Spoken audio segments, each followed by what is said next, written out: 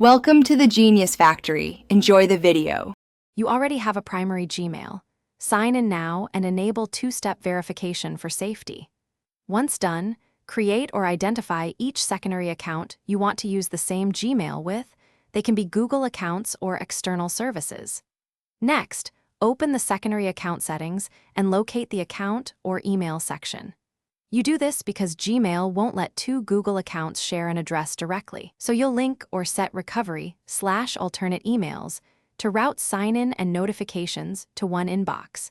You'll add the primary Gmail as an alternate or recovery address on each secondary account, so notifications and recovery links converge. Next, in your primary Gmail, go to Settings Accounts and import and choose Add another email address you own. Create send as aliases matching the secondary account addresses. Once you add each alias, verify it by entering the code sent to your primary inbox. Do this because send as plus recovery linkage lets one Gmail act as the central contact and mailbox.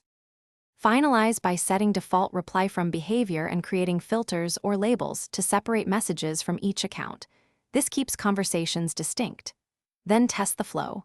Sign into a secondary, trigger a password reset, and confirm the email arrives in your primary Gmail. If something goes wrong, make sure the alias verification code didn't land in spam, confirm you typed addresses exactly, and re-request codes. If verification repeatedly fails, temporarily disable strict forwarding rules and retry. That usually fixes blocked verification messages. Thanks for watching. If you found this helpful, don't forget to like and subscribe.